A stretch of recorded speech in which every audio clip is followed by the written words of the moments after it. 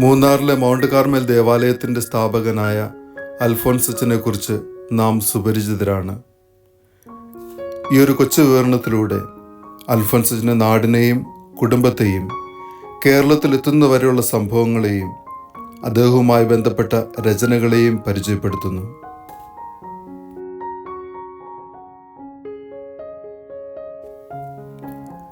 അൽഫോൻസച്ചൻ്റെ ജന്മദേശം സ്പെയിനിലെ Pius Vasco പ്രവിശ്യയിലെ ബിസ്കായി എന്ന പ്രദേശത്തെ മർക്കേനായിലെ സെമെയിൻ ബെരീനഗ എന്ന ഗ്രാമത്തിലാണ്.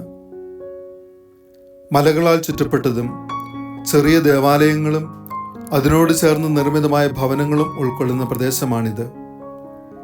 സാധാരണ കൃഷിക്കാരും മൃഗങ്ങളെ വളർത്തി ജീവിക്കുന്നവരുമാണ് ഈ സ്ഥലത്ത് പ്രധാനമായും അധിവസിക്കുന്നത്. അദ്ദേഹത്തിൻ്റെ യഥാർത്ഥ പേര് ഹുവാൻ ആംഗൽ ഉർക്കിയോള ലറയാത്തുകൽ എന്നാണ്. പിതാവിൻ്റെ പേര് ഹവിയർ ഉർക്കിയോള ലഗാർദി എന്നും മാതാവിൻ്റെ പേര് തിബൂർസിയ ലറയാത്തഗി എന്നുമാണ്. ഇവർ രണ്ടുപേരും 1840 ഏപ്രിൽ 29 വിശുദ്ധ പത്രോസിൻ്റെ നാമത്തിലുള്ള ബരിനഗലെ ഇടവക ദേവാലയത്തിൽ വെച്ച് വിവാഹിതരായി. ഈ ദമ്പതികൾക്ക് 8 മക്കൾ ജനിച്ചു.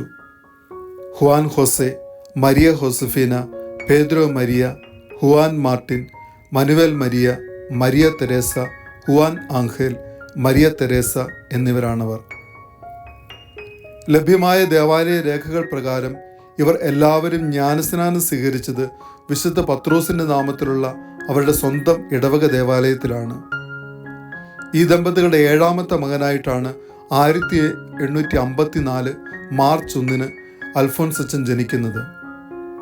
അദ്ദേഹത്തിൻ്റെ ജ്ഞാനസ്നാനം നടക്കുന്നത് മുമ്പ് സൂചിപ്പിച്ചതുപോലെ വിശുദ്ധ പത്രോസിൻ്റെ നാമത്തിലുള്ള അദ്ദേഹത്തിൻ്റെ ഇടവക ദേവാലയത്തിലാണ്. ഈ ദേവാലയം ചില നവീകരണങ്ങളോടുകൂടെ ഇപ്പോഴും നിലനിൽക്കുന്നു. സ്ഥലവാസികളുടെ അഭിപ്രായ പ്രകാരം ദേവാലയത്തിനുള്ളിലെ ജ്ഞാനസ്നാന തൊട്ടി പഴയത് തന്നെയാണ്. അൽഫോൻസച്ചൻ ജ്ഞാനസ്നാനം സ്വീകരിച്ചത് ഇതിൽ തന്നെയാണ്. ഇന്നത്തെ ബിൽബാവോ രൂപതയുടെ ആർച്ചീവിൽ നിന്ന് അദ്ദേഹത്തിൻ്റെ ജ്ഞാനസ്നാനക്കുറി കണ്ടെത്താൻ സാധിച്ചിട്ടുണ്ട്. അതിൽ ഫാദർ മനുവൽ ഹുവാൻ ദെ ആർച്ച എന്നു പേരുള്ള അന്നത്തെ വികാരിയച്ചൻ്റെ പേരും ഒപ്പം കാണാൻ സാധിക്കുന്നതാണ്. മറ്റുള്ള വിവരങ്ങൾ കാലപ്പഴക്കം മൂലം വ്യക്തമായി വായിച്ചെടുക്കാൻ സാധിക്കുന്നില്ല.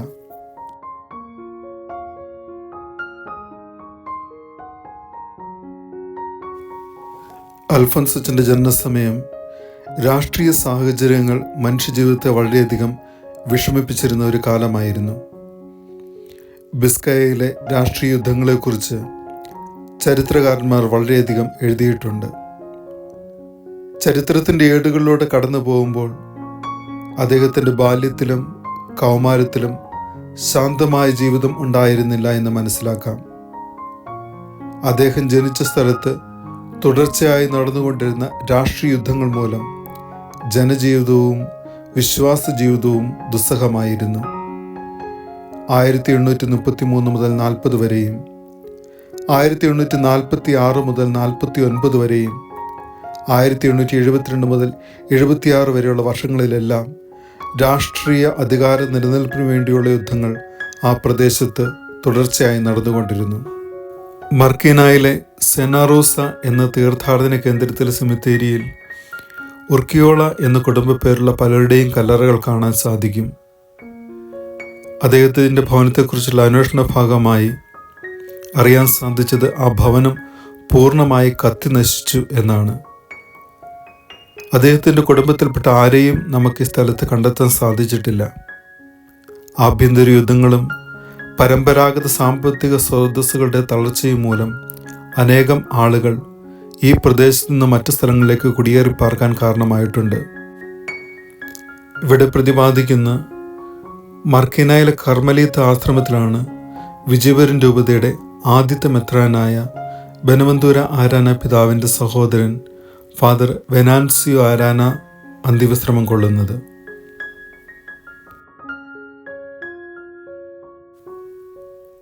രാഷ്ട്രീയ യുദ്ധങ്ങളുടെ പേരിൽ മതസ്വാതന്ത്ര്യത്തിന് നിയന്ത്രണങ്ങളുണ്ടായിരുന്ന കാലമായിരുന്നു അത്. അതിനാൽ കർമ്മിലത്തക്കാരുടെ ആശ്രമങ്ങൾ അവിടെ സ്വതന്ത്രമായി പ്രവർത്തിക്കുവാൻ അനുമതി ലഭിച്ചിരുന്നില്ല. ഈ അവസരത്തിലാണ് അൽഫോൻസച്ചൻ തൻ്റെ ദൈവവിളി നഷ്ടപ്പെടുത്താതെ ഫ്രാൻസിലെ ബ്രുസയിലെ സന്യാസ ആശ്രമത്തിൽ പരിശീലനത്തിനായി പോകുന്നത്. അക്കാലത്ത് വൈദികരാകാൻ ആഗ്രഹിച്ച പലരും അതിർത്തി കടന്ന് ഫ്രാൻസിൽ പോയിരുന്നു. അവിടെ തൻ്റെ പരിശീലനം പൂർത്തിയാക്കുകയും സന്യാസ വസ്ത്രം സ്ഥിരീകരിക്കുകയും ചെയ്തു. 1873 ഓഗസ്റ്റ് 3 വ്രതവാഗ്ദാനം നടത്തി. ചരിത്രകാരനായ കർമ്മലീത്ത വൈദികൻ ഫാദർ ഹൊയലിൻ ഉർക്കീസ തൻ്റെ മോണുമെൻ്റോ റെസ്റ്റോറാസിയോണിസ് ഓർഡിനിസ് എന്ന പുസ്തകത്തിൻ്റെ 2ാം വാല്യത്തിൽ അൽഫോൻസച്ചനെ കുറിച്ച് എഴുതിയിരിക്കുന്ന ഒരു കത്തിനെക്കുറിച്ച് സൂചിപ്പിക്കുന്നുണ്ട്. അതിൽ മർക്കിനായിൽ നിന്നും സമർത്ഥനായ ഒരു ചെറുപ്പക്കാരൻ നൊവിഷ്യേറ്റിൽ തിരുവസ്ത്രം സ്വീകരിക്കാൻ തയ്യാറായിരിക്കുന്നു എന്ന വിവരം പേദ്രോ ഹോസെ എന്ന വൈദികൻ എഴുതി അറിയിക്കുന്നതായി സൂചിപ്പിക്കുന്നു. 1882 ഫ്രാൻസിൽ അരങ്ങേറിയ യുദ്ധത്തെ പ്രതി അവിടെ നിന്നും പുറത്താക്കപ്പെട്ട സന്യാസ വൈദികരോടൊപ്പം അദ്ദേഹം വീണ്ടും സ്പെയിനിലെ മർക്കിനായിൽ തിരിച്ചെത്തുകയും കർമ്മലീത്ത സന്യാസ ആശ്രമത്തിൽ അഭയം തേടുകയും ചെയ്തു. അവിടെ നിന്ന് തിരിച്ചു വന്നതിന് ശേഷമാണ് 1883 വരാപ്പുഴ മിഷനിലേക്ക് പോയ 11 വൈദികരുടെ ഗണത്തിൽ ഒരാളായി അദ്ദേഹം വരാപ്പുഴയിൽ എത്തിയത്.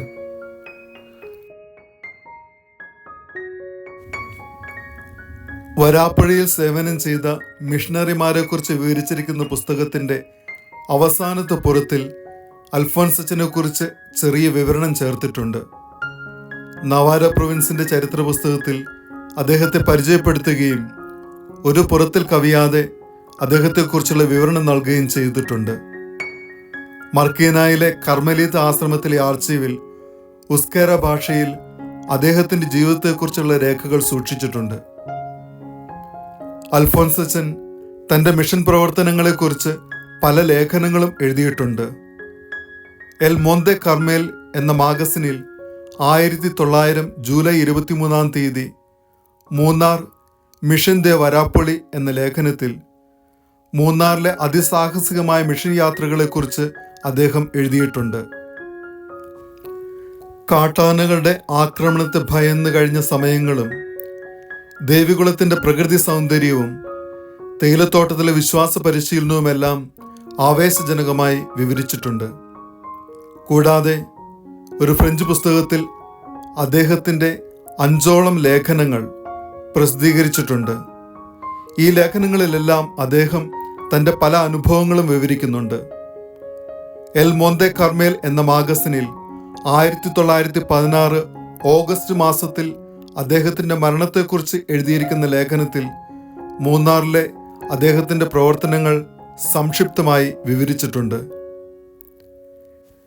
സ്പെയിനിലെ ഒരു ചെറിയ ഗ്രാമത്തിൽ നിന്ന് അപ്പസ്തോലിക തീഷ്ണതയാൽ സ്വന്തം നാടും വീടും സഹോദരങ്ങളെയും പിതാവിനെയും മാതാവിനെയും എല്ലാം ഉപേക്ഷിച്ച് നമ്മുടെ നാട്ടിലേക്ക് കടന്നു വന്ന അൽഫോൻസച്ചൻ്റെ ജീവിതം നമുക്ക് പ്രവർത്തിക്കാനും പ്രാർത്ഥിക്കാനും പ്രചോദനമാകട്ടെ.